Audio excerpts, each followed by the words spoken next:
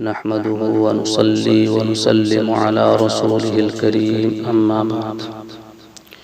عیدین کی نمازیں سویرے پڑھ لینی چاہیے، یعنی جب سورج نکل آئے اور مکروہ وقت ختم ہو جائے تو جلد عید کی نماز پڑھ لینی چاہیے۔ البتہ عیدگاہ میں اگر دور دراز سے لوگ عیدین کی نماز پڑھنے کے لیے آتے ہوں تو ان کی رعایت میں تاخیر کی جا سکتی ہے، اس میں کوئی حرج نہیں ہے، ورنہ اصل یہ ہے کہ سویرے عید کی نماز پڑھی جائے۔ حضرت برا رضی اللہ عنہ ارشاد فرماتے ہیں، حضرت نبی کریم صلی اللہ علیہ وسلم نے عید کے خطبہ میں ارشاد فرمایا کہ آج کے دن سب سے پہلا کام جو ہم کرتے ہیں وہ دو گانا ادا کرنا ہے۔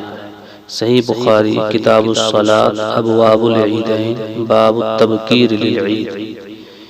اس روایت سے امام بخاری رحمہ اللہ نے استدلال کیا ہے کہ عیدین کی نماز مکروہ وقت نکلتے ہی پڑھ لینی چاہیے، کیونکہ نبی کریم صلی اللہ علیہ وسلم نے فرمایا اس دن سب سے پہلے جو کام ہم کرتے ہیں وہ نماز ہے۔ معلوم ہوا عید کی نماز جلدی پڑھ لینی چاہیے تاکہ اس دن کا پہلا کام نماز ہو۔ پھر عید الاضحیٰ کی نماز میں تعجیل یعنی جلدی اور عید الفطر کی نماز میں تاخیر مسنون ہے۔ چنانچہ روایات میں آتا ہے کہ آپ صلی اللہ علیہ وسلم عید الفطر کی نماز اس وقت ادا فرماتے تھے جبکہ سورج دو نیزہ کی بلندی پر ہو، اور عید الاضحیٰ کی نماز اس وقت پڑھتے تھے جب سورج ایک نیزہ کی بلندی پر ہو۔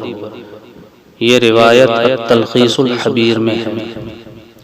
تو اس روایت سے معلوم ہوا کہ عید الاضحیٰ کی نماز میں نسبتاً تعجیل مستحب ہے اور عید الفطر کی نماز میں نسبتاً تاخیر مسنون ہے۔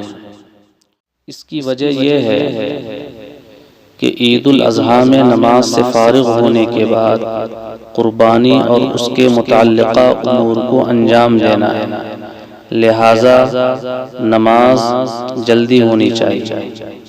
علاوہ ازیں عید الاضحیٰ میں نماز سے قبل امساک یعنی ترک خورد و نوش مستحب ہے، اور مستحب ہے کہ اس دن اکل و شرب کی ابتدا ضیافت اللہ یعنی قربانی کے گوشت سے ہو۔